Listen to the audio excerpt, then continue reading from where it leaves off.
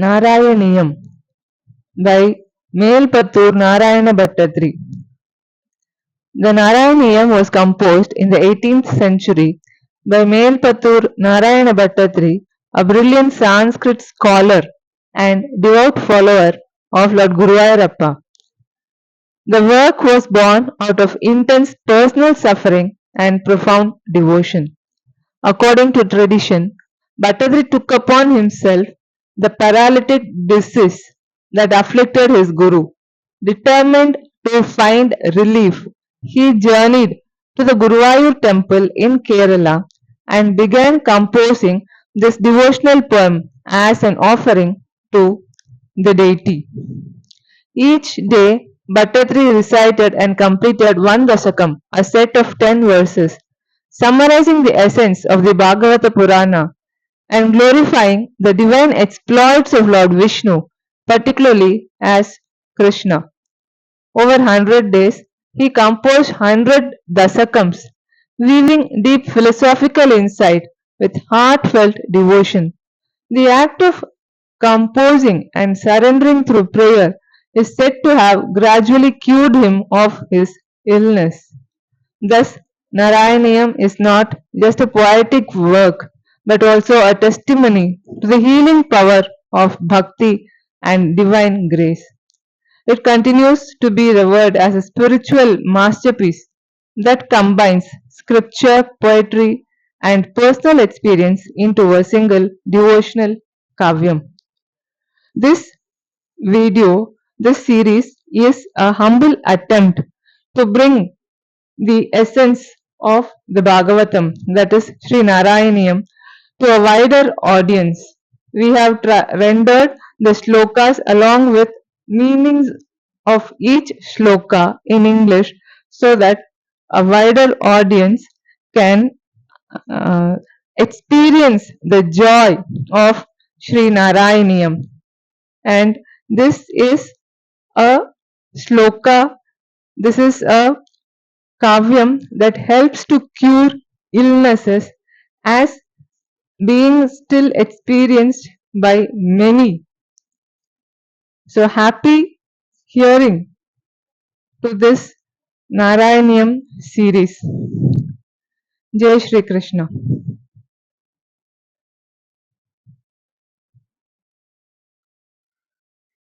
Sri Narayaneeyam Bhagavata Swarupam Mahatmyam Cha Santranantavabodhatmakam Anupamidam Kaladesavadhipyam Nirmuktam Nityamuktam Nigama Sadasahasrena Nirbhashyamanam Aspashtam Drishtamatre Punarurupurushathatmakam Brahmatattvam Tadhavat Bhari Sakshat Guru Pavanapure Handa Bhakyam Jananam. In the temple of Guruvayur, there shines in truth and reality what appears at first to be a mere image, but on contemplation reveals itself to be the condensed essence of consciousness bliss, the veritable Brahman Supreme, who is the ultimate end of all human endeavors, to whom there is none comparable, who is ever beyond the limitations of time and space, who is eternally free, and whose nature the numerous texts of the Vedas seek to reveal. Fortunate indeed is mankind. Evam Durlabhyavastunyabi Sulabhataya Hastalabde Yadanyat Tanva Vasa Dhyava Bhajati Padajanah Shutrataiva Sputeyam Ete Dhavatvayam Tu Stiradharamanasa Visvabhida Bhagatyai Nisseshatmanamenam Gurupavana Puradisha Mevashramayamaha. But alas, what a pity that in spite of the easy availability of this rarest of blessings, men, prompted by their base nature, overlook it and pursue worldly objects with all the powers of their body, mind, or intellect. But we devotees, however, shall with unswerving devotion serve the Lord of Guruvayur, Sri Krishna, the soul of all beings, for the total eradication of all our woes, physical and spiritual.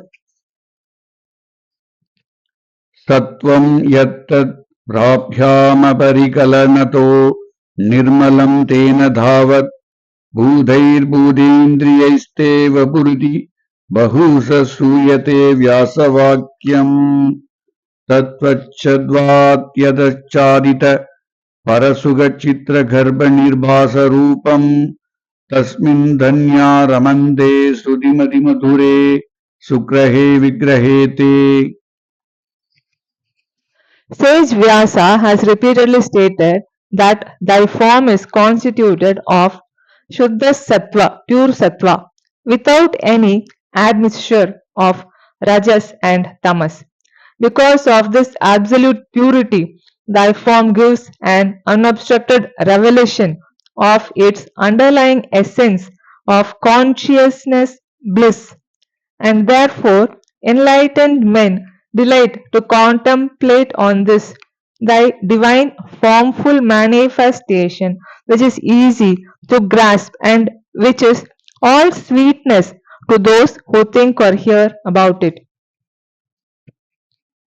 निष्कम्बे नित्यपूर्णे निरवधि परमानंद पीयूष रूपे निर्लीनानीकमुक्तावली सुभगतमे निर्मल ब्रह्म सिंधौ कल्लोलासदुल्यं खलु विमलतरं सत्त्वमाहुस्तथात्मा तस्मान्नो निष्कलस्त्वं सकल इति वसस्त्वत्कलास्वेव भूमन्.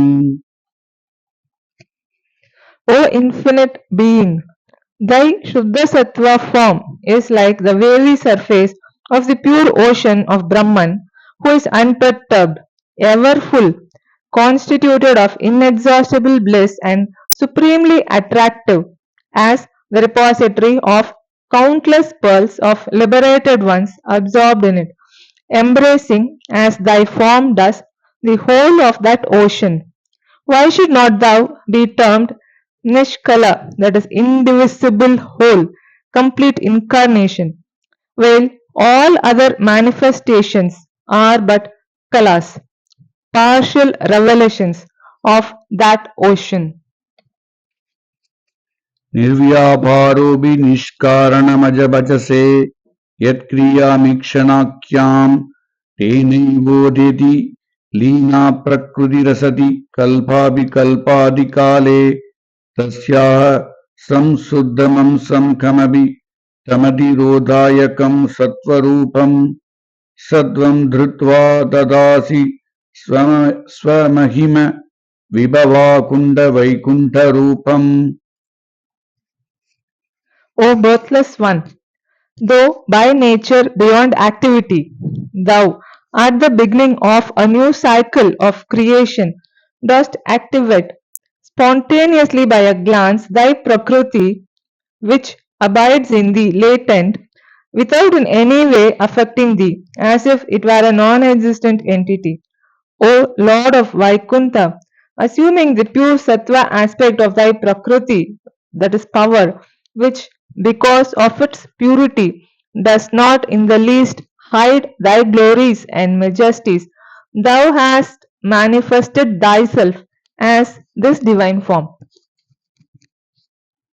तत्ते प्रत्यग्रधाराधर ललितकलायावली केलिकारम् लावण्यसेकसराम् सुकृतिजनदृशाम् पूर्णपुण्यावतारम् लक्ष्मीनिस्सङ्गलीला निलयनममृतस्यन्दसन्दोहमन्दः सिञ्जत्सञ्जिन्दकानाम् वभुरनुकलये मारुताकारनाथ. O Lord of Guruvayur, I meditate continuously on thy form, which surpasses fresh rain clouds and blue lotuses in its dark splendor, which embodies in itself the essence of all that is beautiful, which is, as it were, a holy descent manifested before the eyes of all virtuous men as the reward for their good deeds, which is the playground of all the unrestricted graces, charms, and majesty of Goddess Lakshmi, and which generates an abundance of intense bliss in the hearts of people meditating on it. कष्टा ते सृष्टिश्रेष्ठा बहुतर भवकेदावः जीवभाजाम् इत्येवं पूर्वमालोचितमजित मया नैव मध्याभिजाने no सेज्जीवा कथं वा मधुरधरमिदं द्वत्वभुश्चित्रसात्रम् नेत्रैः श्रोत्रैश्च पीत्वा परमरससुधाम्भोधिभूरेरमेरन्. O Supreme Being, once I thought that thy creative activity is a tragic sport as it inflicts various forms of suffering on embodied beings, that is, jivas, involved in the cycle of births and deaths, that is, samsara. But now I do not think so. For if there were no creation and therefore no embodied beings, who would have been there to revel in the ocean of unparalleled joy derived from the experience of seeing this form of thine replete with consciousness and of hearing descriptions of thy glory? नम्राणां सन्निधत्ते सततमपि पुरस्तैरनभ्यर्थितानपि अर्थान् कामानजस्रं वितरति परमानन्दसान्द्रां गतिं च इत्थं निःश्लेषलभ्यो निरवधिकबल पारिजातो हरेध्वं क्षुद्रं तं चक्रवाडितृममभिलषति व्यर्थमतिव्रजोऽयम्. Manifesting ever before thy devotees, thou grantest unsought all the fulfillments of human life besides the bliss of final liberation.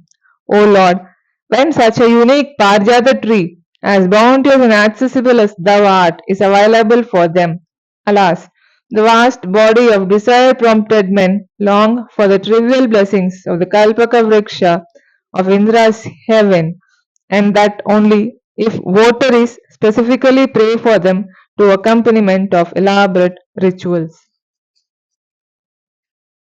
कारुण्यात् काममन्यम् तदति खलु परे स्वात्मदस्त्वं विशेषात् ऐश्वर्यादिसदे अन्ये जगति परजने स्वात्मनोऽभीश्वरस्त्वम् द्वयुच्चैरारमन्ति प्रतिपदमधुरे सेदनाः स्फीतवाक्याः त्वं सात्मा राम एवेत्यतुल गुणगणाधार सौरे नमस्ते. O Lord, thou art indeed unique and incomparable in thy greatness.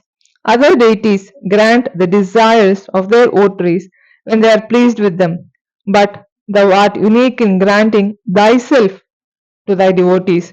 Other deities rule over the world by virtue of the power they are invested with, but thy mastery over all rests on thy being the inner controller of the essence of all beings, including these deities. All fortunate jivas seek delight in the inexhaustible mine of joy that thou art, but as for thyself, thou art ever satisfied. ऐश्वर्यं सङ्गरादीश्वरविनियमनं दृष्टतेजोहराणां तेजःसंहारि वीर्यं विमलमपि यशो निःस्पृहैः शोभगीतम् अङ्गासङ्गा सदा श्रीरखिलविदसि न क्वापि ते सङ्घवार्ता तत्त्वादाकारवासिन्मुरहर भगवच्छब्दमुख्याश्रयोऽसि. Lord, thou who art the resident of the temple of Guruvayur and the destroyer of Mura, thy Aishwarya consists in being the controller of all gods, beginning from Shankara, thy virya in possessing the potency to contain all forces that are destructive of the good of the worlds, thy yashas in providing material pure and holy enough even for all renouncing sages to sing about, thy Shri in becoming the very abode of goddess Shri, thy Jnana in being the all-knowing, and thy Vairagya in being non-attached. The term Bhagavat, which means one possessing the above mentioned Bhagas or divine majesties, is therefore primarily applicable to thee.